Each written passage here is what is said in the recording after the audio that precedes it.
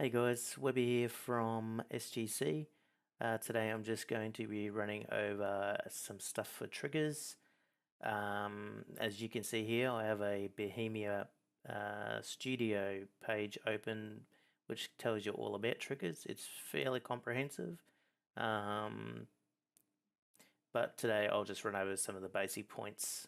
So basically, a trigger is a virtual entity which executes an action once a specific condition is met.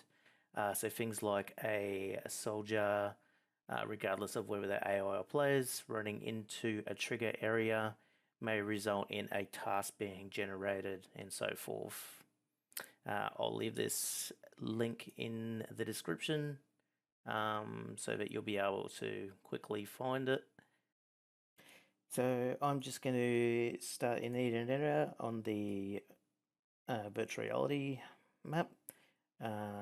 The trigger can be found in the asset browser on the right here under triggers.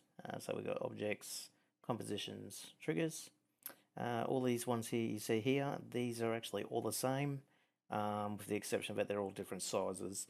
The sizes can be set independently straight after you start editing the attributes, and the attributes have to be set regardless.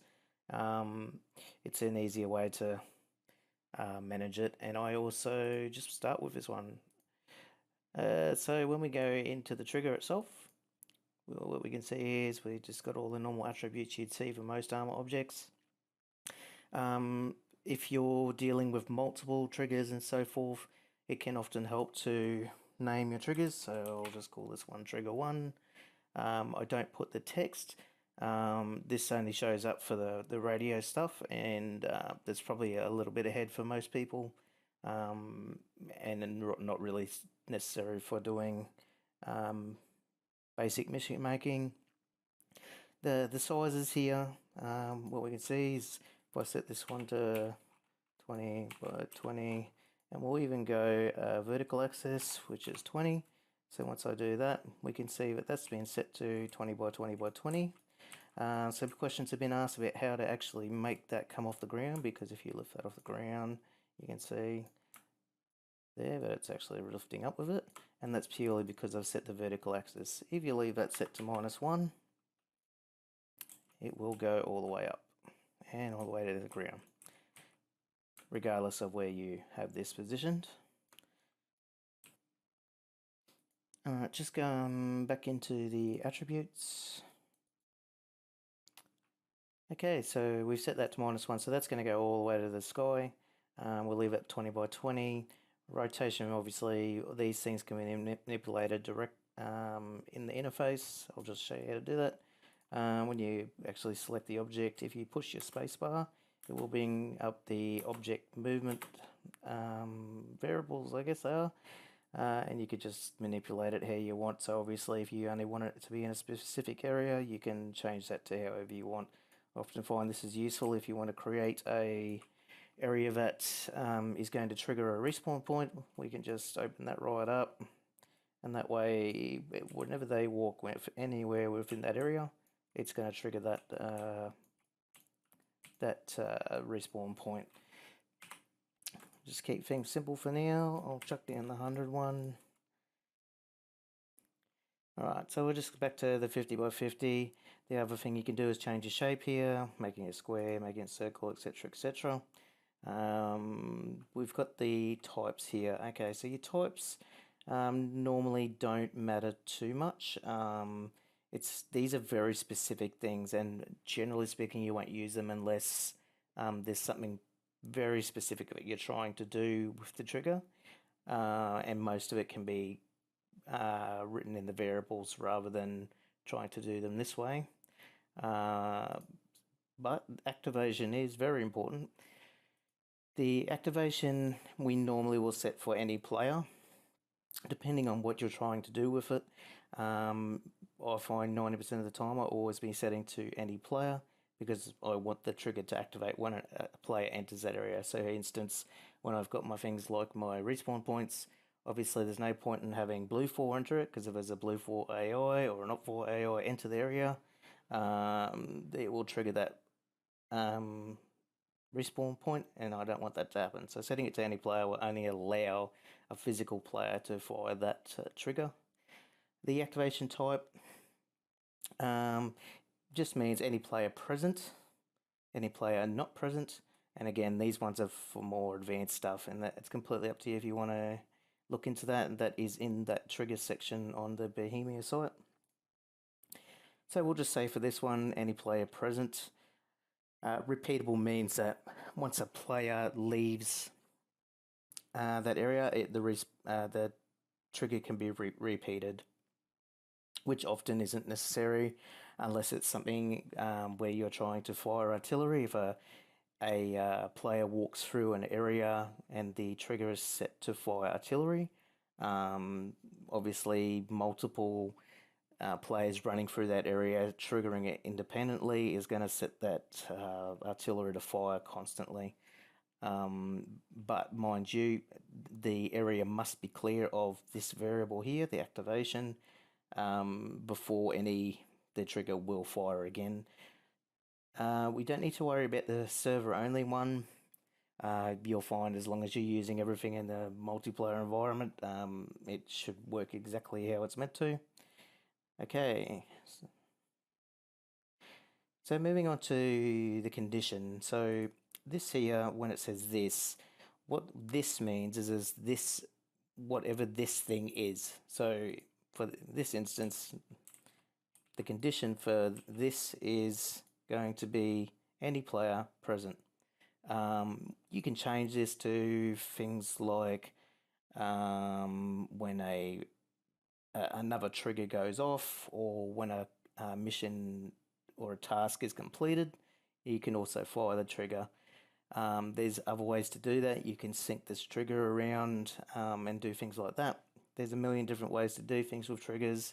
It's just finding a way that works best for you and what is going to actually work. So I'm just going to do a real simple one here. So what I've got here on the activation is any player. The activation type is present.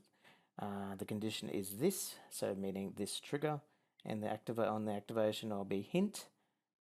This is a hint, so that when that trigger is fired, it will show us at the top right that this is a hint, and we'll just run a quick twist just to show you how that works. Obviously can't see the trigger area, but when we run in, you can see right there, this is a hint come up in the top right hand corner, and that's a very simple way to trigger a message to players. So just moving on to the next section, there is the trigger timer.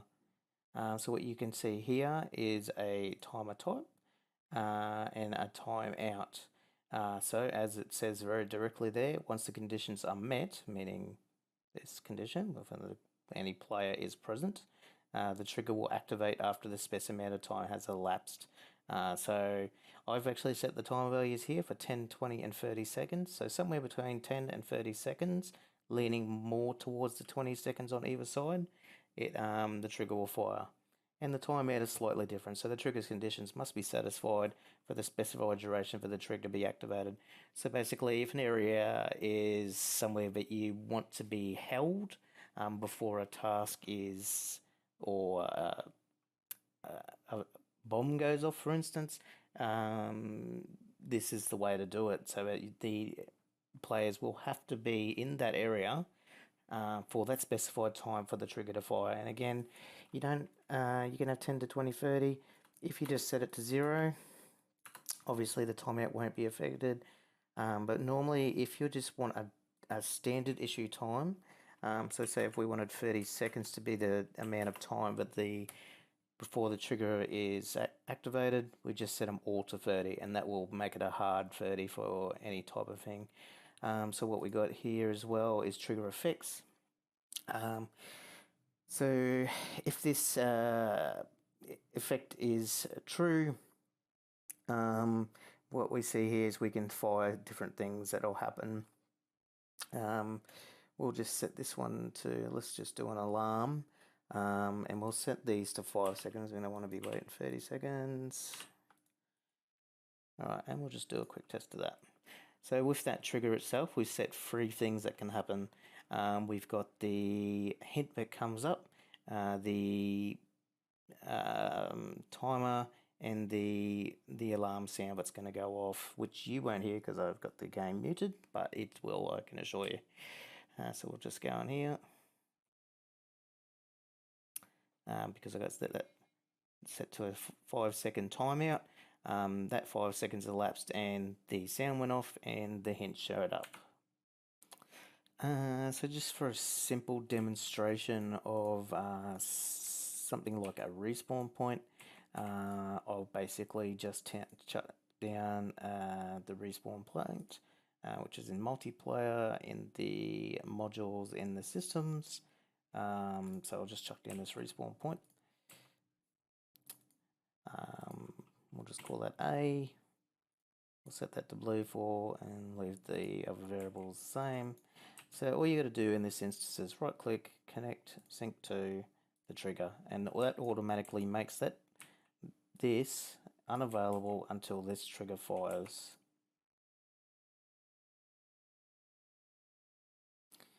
So if we have a look at the map now, there is no respawn point available.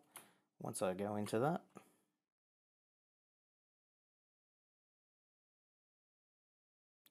and there you have it. Our respawn has been generated. And there you go.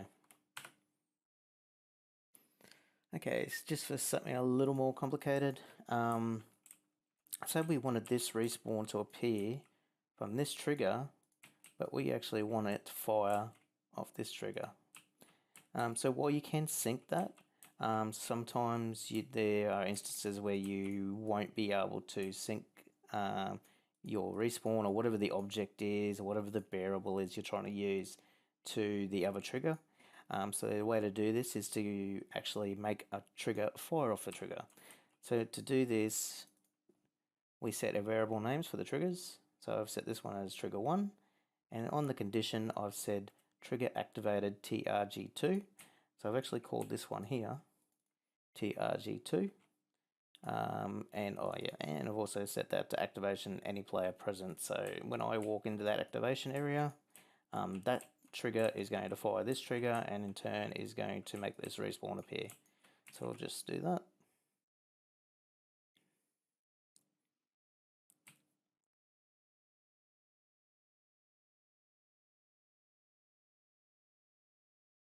Not forgetting that the delay will still be taking effect. There we go. So what you can see now is that trigger has fired off that trigger, and that's purely using trigger activated. You can use multiple occasions of that. So a very easy way to do 2 of them is to go trigger and trigger activated, let's say TRG3.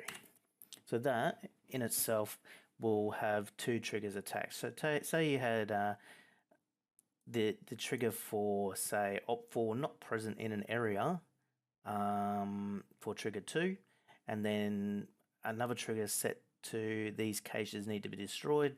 So what will happen is this particular trigger here will be checking constantly to see if those 2 variables have been met. Once those 2 are met, then your respawn will become available. Another interesting way to use triggers is to get them to constantly check if a object or a vehicle, building, whatever is still alive. So the way we do that is we actually create our guy or whatever object it is, and we give that a variable name. That's very important because it's the only way that the trigger can check that. You don't need to alter anything else, so I've just called him dead guy, and then in my trigger I've just gone like this. So this alive is the function that will constantly check to see if that object is destroyed, and then I've got my variable there. If you wanted to add more than one, there are ways to do that. I can go over that in a second. But I've just put in here hint he dead, just to let us know that the trigger has fired. This little hint here on the activation is a great way to make sure your triggers are working and identify any issues in large trigger sections where you may have like 10 or more triggers and taskings involved. We'll just give that a try.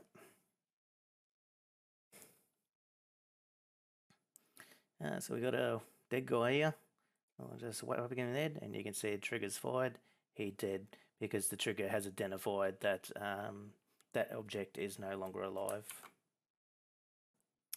Okay, so one of the most common ways to actually set a trigger for tasking and enabling the ability to know if an area has been completed to move on to the next objective, so forth, is using a opt-for or anything present trigger. So what we do, obviously normally your enemies will be opt-for, so but for instance I'm just using Sibs because I don't want them to shoot back at me.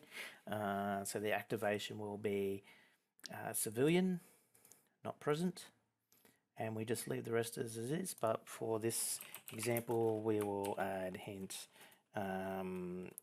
trigger fired. Very straightforward, great way to do tasking as well, which I will cover. We'll just give that a try. So obviously I've got all these guys in here.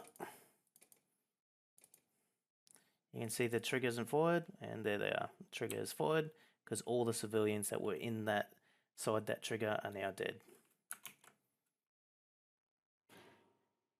So a way to check if multiple items are dead or alive, again this can apply to any object building or anything. They just need a variable name assigned. So what I've just gone through here is I've just put in A, B for the variable name for him, and C for him. And then all we do on our trigger, I'm going to leave that hint here so that we know the trigger's fired. And to actually identify how this works, this needs to be written in a proper way for the engine to interpret it. So this is actually available in the cheat sheet. Okay, so what we've got here is alive. This is what I just wrote out, but I will just change them now that I've changed the variable names for those guys. And again, copy and paste as your friend, and we'll just whack that on the end and call that C. There we go, we've got a trigger that will identify whether these three guys are alive. So trigger hasn't fired. Trigger hasn't fired. He's going to do a run-up. There you go. Third guy's dead. Trigger's fired because it's identified for all three of those objects are now dead. Okay guys, well that's basically it for the basic stuff. Those things that I have shown in this video will cover such a large range of things that you'll probably find more of the advanced stuff a bit redundant and can be a bit of a time waster. Remembering that the whole point of your mission making is to make it enjoyable for yourself. So don't go overcomplicating things because at the end of the day, your job is to create the story and the player's job is to start firing those triggers. Thanks for watching.